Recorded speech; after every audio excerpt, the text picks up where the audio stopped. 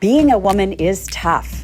Women of Excellence with Janeé Hill encourages, equips, and empowers women with real solutions to real issues. From business to family, to health and relationships, work-life balance. If women face it, we address it with heart, humor, and a hands-on approach. Women of Excellence, where laughter meets tough love as we do life together. Raise your hand if people can count on you. It might be your kids and they've forgotten their lunch or their homework and they can count on you to bring it.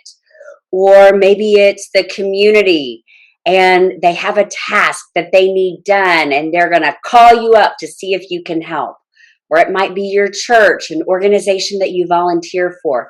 But if people can count on you, I want you to raise your hand wherever you are. Okay, I'm guessing that many of us are raising our hands, myself included. But today, we are going to talk about why it's important that we don't raise our hands and rather we learn to say no. Hi, I'm Janeé, and I am a wife, a mom, a Jesus lover. I should have said Jesus lover first because I believe that is at the heart of who I am. But I'm also a motivational speaker and entrepreneur.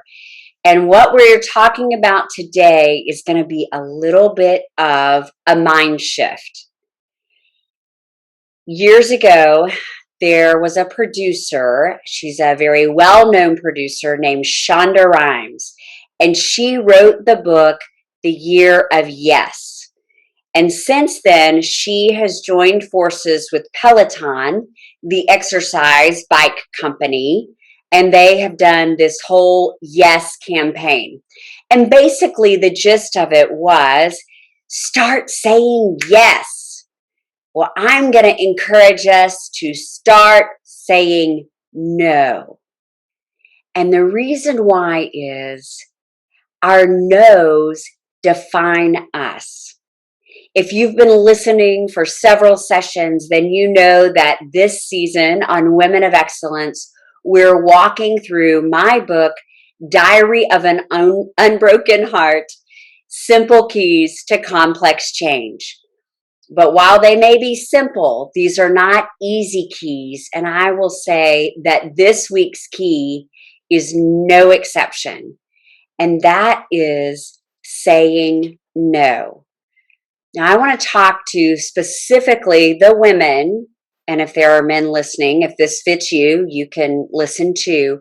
But if you are one of those women who love helping others, you like being of service, whether it's to your family, your friends, your community, that just really jazzes your heart. Well, that is me.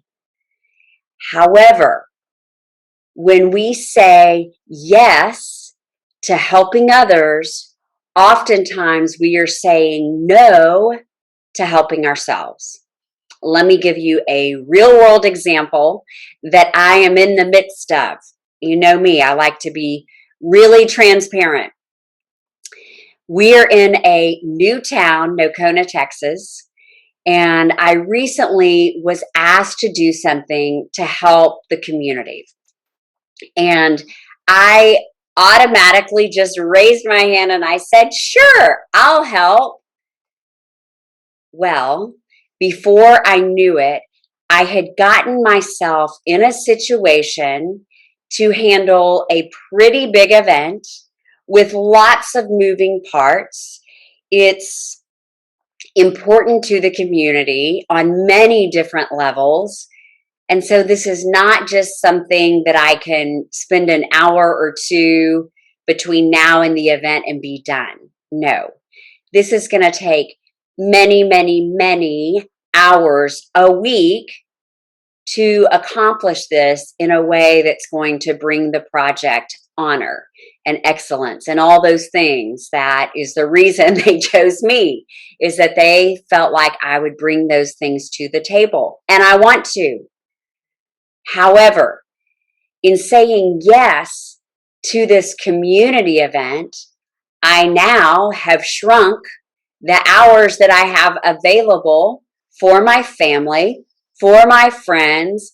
I have my own ministry and nonprofit. And so this cycle of saying yes is suddenly spinning a little out of control. How many of you have been there? You've said yes to something that in your heart, in your gut, you knew it wasn't really right for you, but you didn't choose to say no. Now, I'm using that word choice. This was one of the early keys that we learned in this study. We have the power to choose what we say yes and what we say no to. But oftentimes we give that power up. We say, well, I can't do that, or sure, I can do that, without really thinking it through.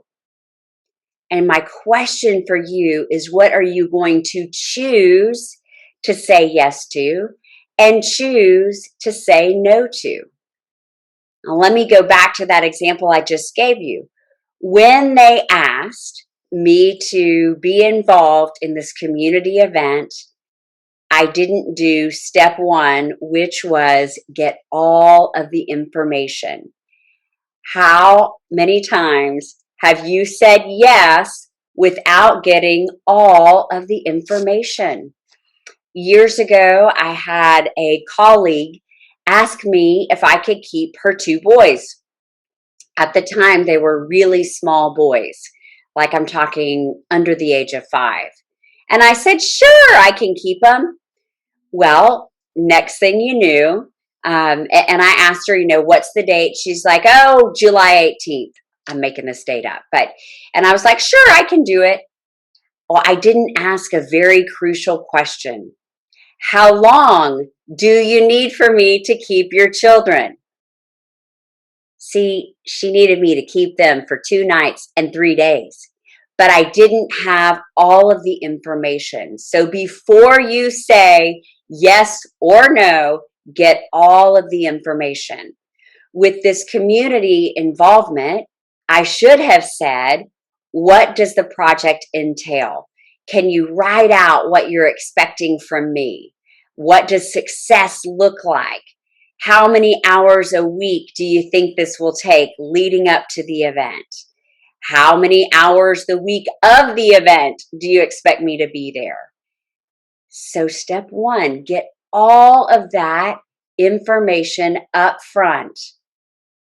And that's going to lead me to step two. When we say yes to something, we have limited hours in the day. So that means we're going to have to choose to say no to something else. So what will this yes help you accomplish? Go back to those things that you are choosing to change in your life. Will this particular yes help you get there? Now, let me go back to my community event example. Saying yes to this was going to take time away from my family, my ministry, my friends, but I thought, well, I should do this. And by the way, when you should on yourself, SHOULD, I should do this, it's what it sounds like. So don't shit on yourself. But I did. I shit on myself. I said, I should do this. It's going to be a great way to better get to know my community that I already love. I'm going to meet new people. Well, gang, all of those things are true through this event. I'm going to get to know my town better and get to meet new people. But at what expense? And do I really need to get to know my town better? It's a small town, only like 3,500 people. There's not a whole lot I need to get to know. And I'm blessed with a really core, good group of people. Not that I don't need more friends, but through my women's ministry. So I didn't really need that. But I didn't take time to stop and evaluate. get all of the information in regards to those expectations. And then 2, look at, by saying yes to this, what am I going to choose to say no to? If I had really thought long and hard about this opportunity, I would have said no. But you see, oftentimes we get stuck in our head. For me, the way I get stuck in my head is FOMO, fear of missing out. Well, what if I don't take this role? They're not going to like me. I might not meet as many people. I might not be as cool in the community. All of these silly fear of missing out thoughts. Whereas if I had just taken a step back and thought about my core values, if you've never taken an opportunity to really dig deep into your core values, then I would encourage you to go back to season 1 of my Women of Excellence podcast, where I talk about how to pivot on purpose. And in that session, we define our core values. But those core values are our guiding principles. And for me, some of my top core values are keeping God first, serving my family and friends and other people, and then 3, making a difference. Well, you could say that this community event is serving others, but it's really not. It is serving the community, but it's not really that hand-to-hand serving that I like to do. And what I have found is that when I say yes to things that are outside of my core values, those things that I'm really trying to be about, then I find myself resenting whatever commitment I've made. But guess whose fault it is for making that commitment? Mine. So I chose to say yes to this community event. So I'm going to choose to spend less time with my family and friends. I'm going to choose to have less time for ministry because I said yes to serving my community. And please know, I love my community. This has nothing to do with them. This is all me. And I'm hoping that as I'm talking, you're thinking about some things that you have said yes to that maybe you need to renegotiate. And we're going to talk about how to do that in a minute.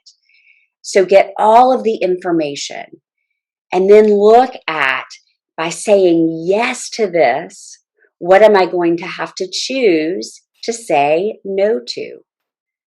The third thing that I would say, and I just alluded to this, but how does this align with your core values? A couple of weeks ago, I talked about how when flowers are going to grow or trees are going to grow, we have to prune those trees, prune some branches, prune some little buds off of some of our rose bushes so that they can have maximum growth. The same is true with us. What are we going to choose to trim off, also known as say no to, so that other things can flourish? I have a dear friend who loves, loves, loves people, probably more than I do. And she is always helping others. And last week she said, this week I'm choosing to say no to everything except my house because I need to get my house in order. And with that, she said, I hope that doesn't sound selfish. Absolutely not. I applauded her, gave her thumbs up, because you see, when we are too busy driving the car, going from activity to activity that we don't have time to put gas in it, just like a car, we will run out of gas. If we are so busy serving others, helping others, that we don't take time to say, no, not right now, then we will not be our best selves. And from a spiritual standpoint, the enemy comes to steal, kill, and destroy. That's John 10:10. But I have come, that's the Lord speaking, I have come to give life and life abundantly. That's the second part of that verse. And so the enemy would love to distract us from our purpose. He would love to get in the way of you making those changes that you committed to changing. And how does he do that? Through these small things. Through these small things. So look at the whole picture. How is this yes gonna force you to say no to some other things? How does this yes align with your core values and where you want to go? And the fourth thing I would suggest, reach out to an upper. That was in one of our previous sessions, but an upper is a person who spurs you on, who wants the best for you, who is going to challenge you by speaking truth in love. And so reach out to one of your uppers and ask them, here is what I'm debating. Here's everything else that I have on my plate. What do you think?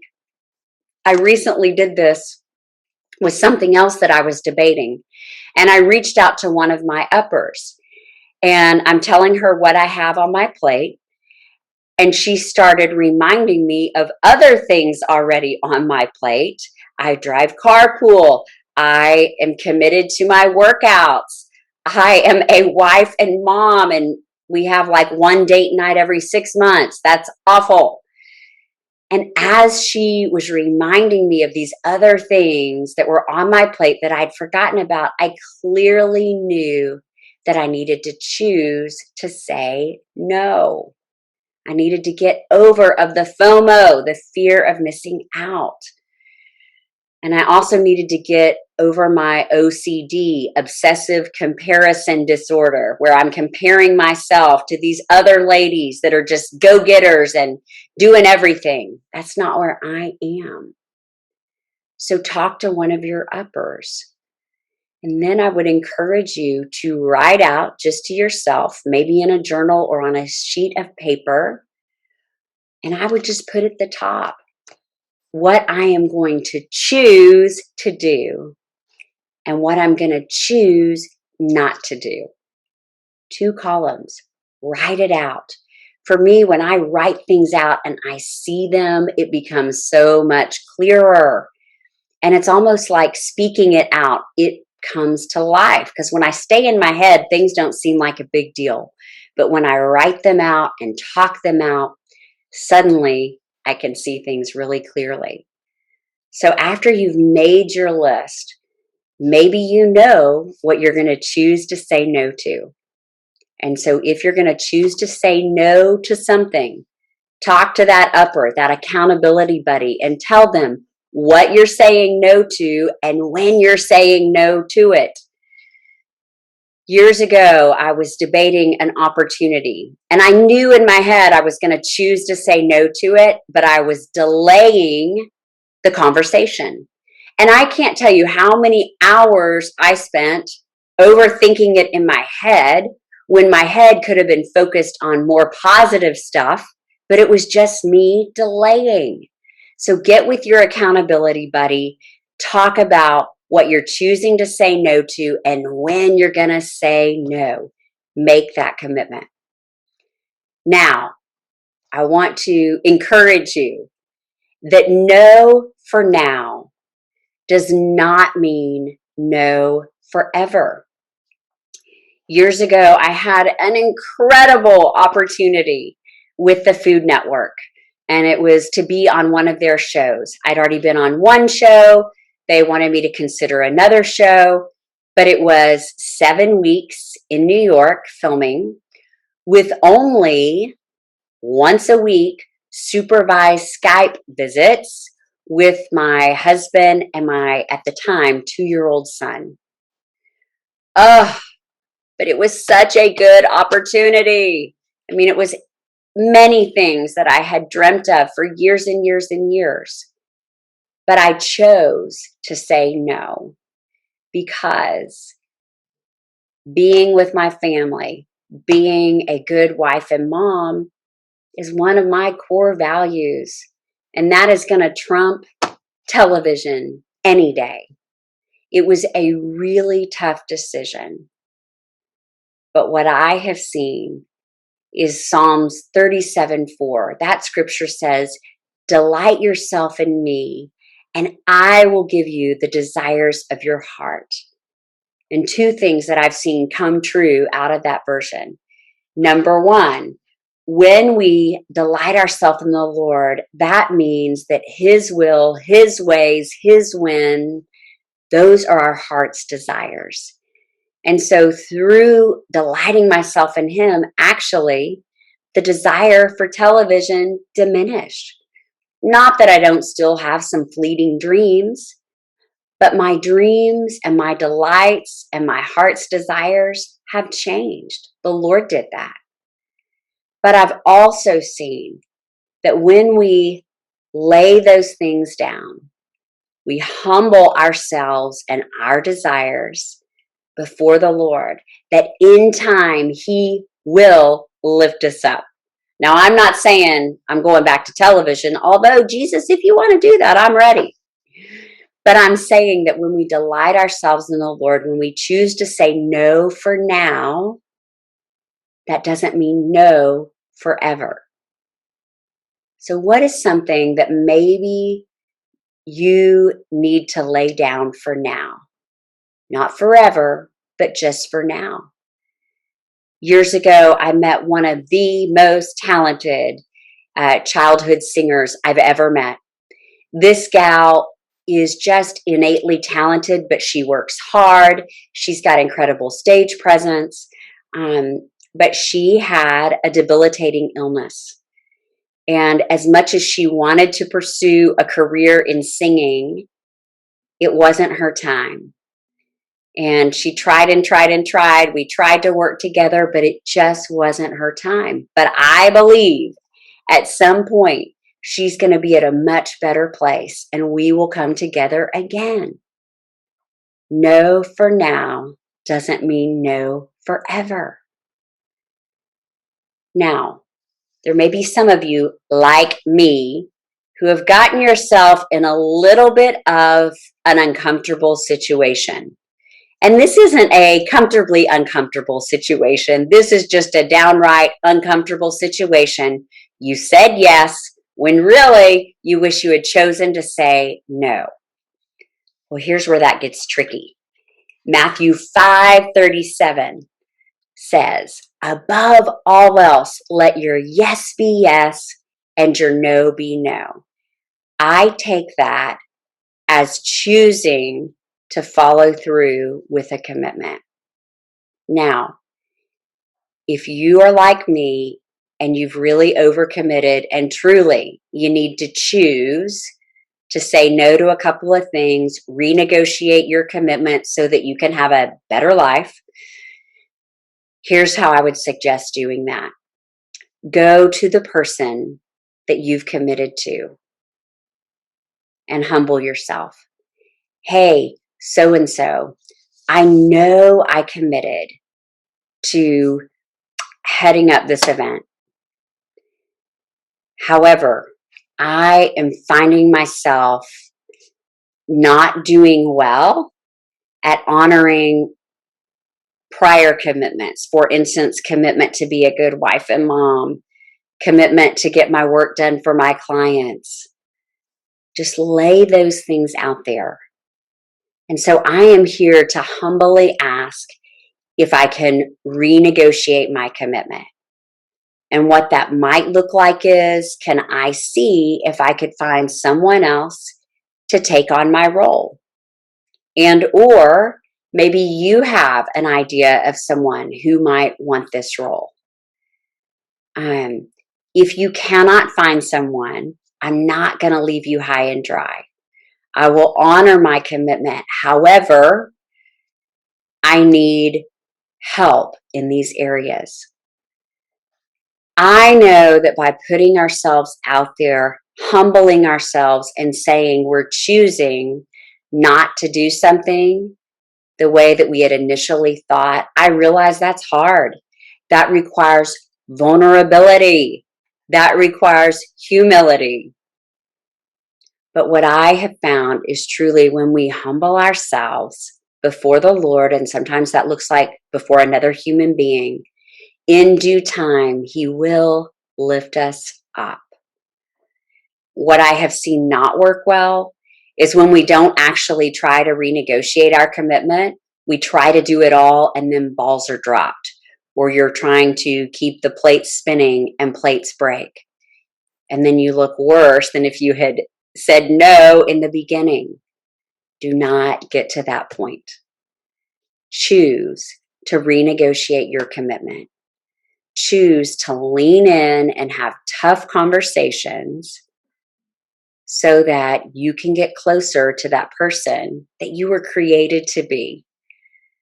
Today, as we've been talking about our no's defining us, I have been relating this to activities and choosing what activities to say no to. But this also applies to friends, to what we choose to put in our bodies, drugs, alcohol, food, what we choose to do with our time. Do we choose to stay on our phones while our kids are watching TV? Or do we choose to take them outside so that we're all active? If you recall from weeks ago, we talked about how small things consistently over time lead to big change. So, what are some of those small things that you can choose to say no to so that you have more time to say yes to God's best? If you like what you're hearing, please share this with a friend. And follow me at Real Janeé Hill on Instagram, Facebook, Twitter, and YouTube.